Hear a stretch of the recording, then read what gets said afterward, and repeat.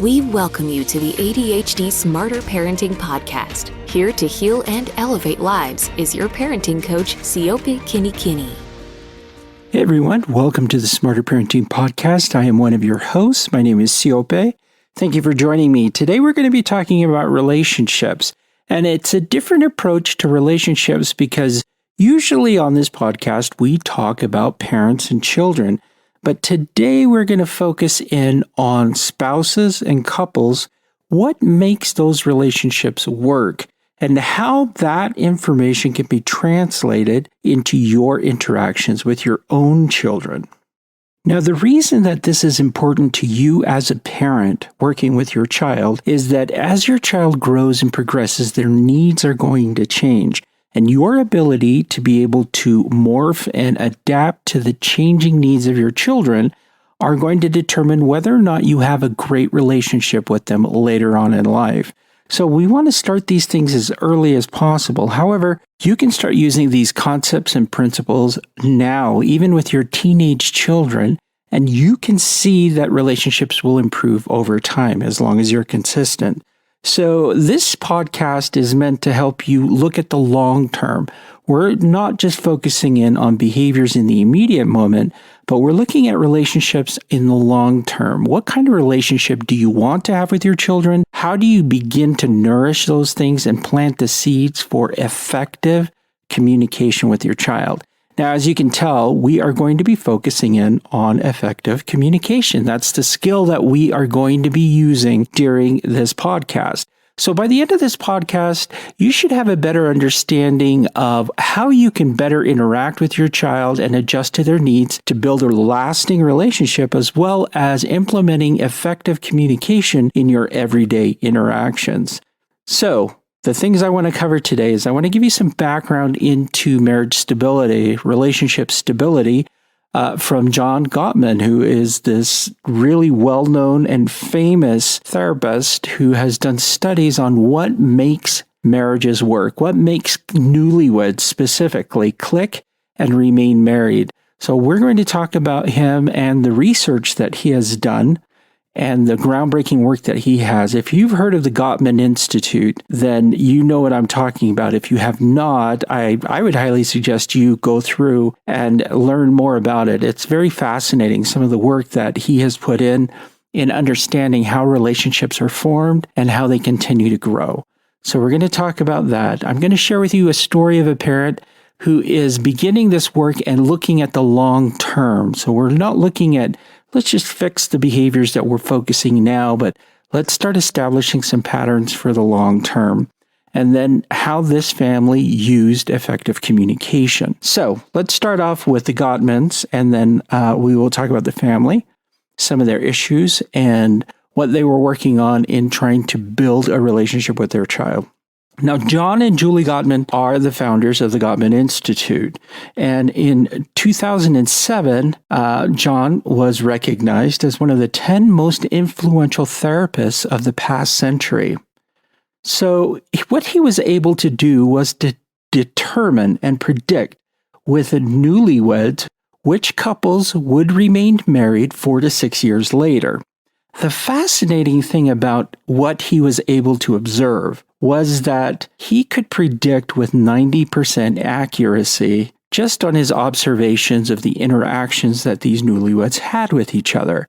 They weren't necessarily the big things that were happening, they were the small things that were happening in their everyday lives. Now, the research is really profound. There's a lot of aspects into building a strong relationship, but we're only going to focus in on one of the things that John pointed out in his research. It's called the bids for connection.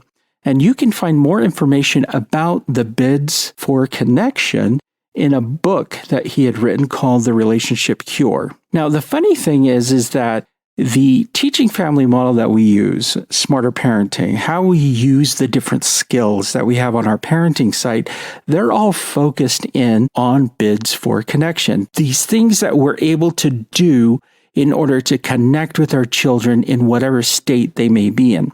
So if your child is throwing a tantrum, there are ways that you can find to connect with your child.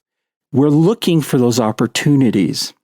So Gottman's research was focused in on everyday interactions.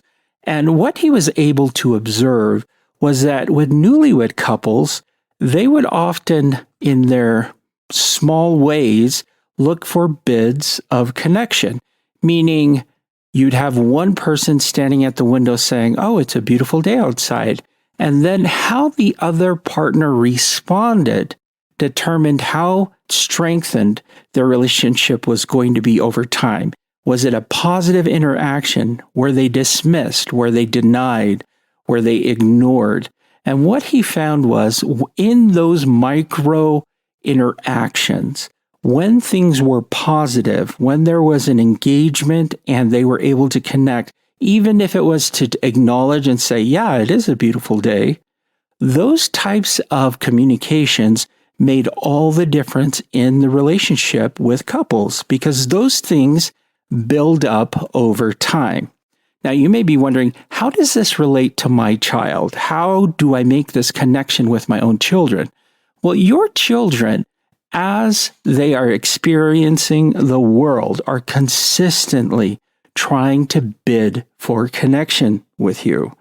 And it may be that they're trying to bid for connection with you by throwing a tantrum, but their tantrum is a way that they are reaching out to you saying, "Hey, pay attention to me. I need something. I don't know how to communicate it, but I need you to connect with me." And I've seen it so many times in the reaction of parents that their reactions are not helpful in connecting with their child. So we're not ignoring the behaviors, but what we are doing is recognizing, hey, this tantrum behavior is my child's way of communicating to me that they need to connect on some level. Now, how can I meet that child where they're at and connect with them? So we will address the behaviors that your children are having to teach them better ways to do things and better ways to communicate. However, recognizing that these types of behaviors are meant for connection really does make a mind shift for a lot of parents.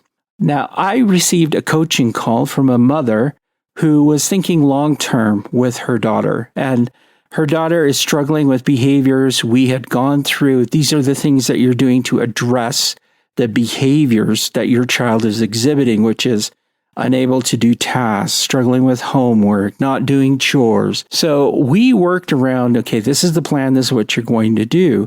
And she asked an interesting question during our session. She said, okay, now these things are going to address this now, but I'm curious, what do I need to do in the future?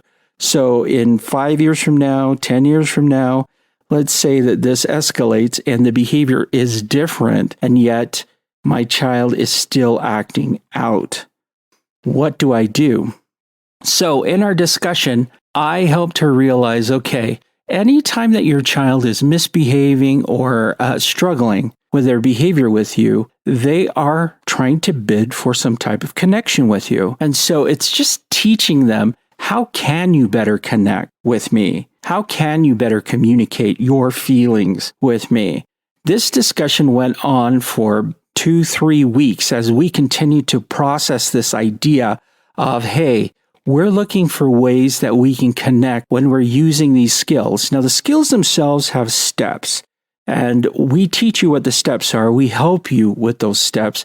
But if you pay close attention to the steps of every skill, there is an element of connection that is included in the skills. And it's built in there in order for a parent to interact in a more positive way. And it's part of answering that bid for connection that children need so badly. So we worked on it. We talked about it. Okay, this is what you're going to do. Anytime she comes in the room and she wants to interact with you, anytime she asks you a question or she comes to you asking for your opinion, you are going to take the time to acknowledge and connect with her during those moments. Now, as we came up with this plan, she was very cognizant of these moments. And what she realized is that her daughter initially came to her for a lot of different things. Initially came to her consistently about, hey, what do you think of my outfit? Hey, what do you think of my homework? Hey, what do you think of? And it took some time, but as her mom began to connect with her during those small interactions day by day, the mother reported that there was less of her daughter coming to her with problems and more of their ability to work through issues. So when difficult times came along, there was already a connection, and it's through that connection that changes can happen a lot more rapidly than just giving consequences consistently for negative behaviors. So I want you to think about that. As you are working with your child, how does your child seek to connect with you? What are their bids of connection with you? Are they asking you consistently questions? Are they trying to get your attention for something? Do they want you to pay attention to one short thing that they're doing? Now, this can be tasking for parents. I've had a young child who, wanted me to look at my blocks. It's like, okay, I'm looking at I've done this like 50 times. I completely understand. And yet those are opportunities to establish building blocks of strengthening the relationship between you and your child. So I am grateful that I learned these concepts early when my child was growing up, because I did. If she came to me with something, I would take the time to realize this is an opportunity to connect. She wants to connect. So how can I make this a positive experience? And then when negative things came along, it was easier to work with her because there was already a connection. There was a relationship there that we could process and work through our issues. Now, the skill that I had them focus on, the mom, was particularly effective communication. Now, effective communication, is taught on the Smarter Parenting website, is a simple skill. And I'm going to give you the steps and then tell you how you can use those steps in your interactions with your children.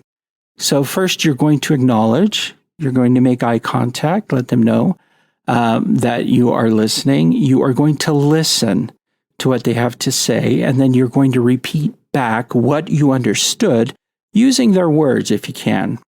The fourth step is that you will then share your opinion once your child agrees that was what they were trying to communicate. So if you notice in the steps, there's a lot of listening happening, okay? There's acknowledgement of them, there's listening to what they have to say and repeating it back, using their own words, and then verifying with them that that's what they meant. And then you can share your thoughts, and then they're to repeat back what they understood from you. And then after that, you can come to a solution. You verify it, and then come to a solution. So with those steps, this mother was going to do this interaction, and it doesn't take a long time to do, okay? I know the steps seem like, oh, wow, that's pretty intensive. That's a lot of steps. But it can happen very quickly in an interaction. And again, this is a bid for connection. So you're making eye contact. That's a bid for connection. You're listening, bid for connection, okay? You're repeating back what you understood using their words. That's a bid for connection. Again, you are connecting with your child where they're at. Then you can share your own thoughts. You can verify that they understood by having them repeat it back and verify with you. And then you can come to a solution from there. So it can happen fairly quickly. You look at your child, you listen to what they have to say, you repeat it back, you clarify with them that that's what they meant, and then you would share your opinion. So if I were doing this with a young child and they said, hey, I just built this fort, come take a look, I could use effective communication with them. So I would make eye contact with them, step one. Step two, listen to what they had to say, and then I'd repeat it back using their words, which is, hey, so you built a fort. Then I would verify, is that right? Okay. And then I would observe the fort. And then after that, I would share my own thoughts. I'd say, that fort looks amazing. And then I would say, hey, so what do you think? Or what do you understood from what I was communicating? Or what do you think I think of it? And the child would say, well, you think it's amazing. And you'd say, it is amazing. And that's it. That's an interaction, okay? So it's super quick. Doesn't have to take a lot of time. Parents can do it. You can do it on the fly. But I will tell you, if you have these bids of connection every day, because your child is trying to get your attention for one thing or another, you're going to find behaviors de-escalate and your ability to work through issues a lot more positive. So again, we kind of went over what marriage stability looks like based off of the research of John Gottman, but how that also applies in our relationship with children, how we are bidding for connection, your children are bidding for connection with you, and your ability to connect with them is going to make all the difference in the world. So my challenge to you is this. I want you to use effective communication in working with your child. I want you to be able to recognize bids for connection. Anytime your child comes to you to communicate something, I want you to take some time to recognize what it is, describe back what you hear, them explain it, trying to use their own words, and then verifying with them, and then sharing your thoughts or praising them for that statement. Okay, and those are using the steps of effective communication. All right. So my challenge this week is that you do this. And my challenge is that you do this with everyone. You can build strong relationships with other people as well by using this method of realizing that when somebody comes to you, they're looking for some type of connection. So recognize and acknowledge those opportunities and find ways to connect with your child. All right. Now, as far as negative behaviors, of course, we're looking for ways to work through what they're trying to communicate and their bids for connection. And there are other components that are involved as well. So effective consequences will have to be implemented. Those types of things are necessary in order to help teach your child. But the ultimate goal is to teach your child and to teach your child a better way of being and a better way of connecting. So if they're able to connect with you more effectively over time, that's going to make a huge difference in your relationship down the road. So again, I'm going to say the name of the book from John Gottman. It is The Relationship Cure. It talks about the bids for connection. It's actually a really great read if you're interested. Jump over there and read that and go through the skill of effective communication on the Smarter Parenting website. You can find it there. It's for free. There's a short video there and then downloadable materials that you can use in order to help you remember the steps and how to implement it or use them. All right, that's it for me this week. I hope you have a wonderful week. Let's build those relationships. Let's build strong relationships with our children, but also with other people. All right, thanks for joining me.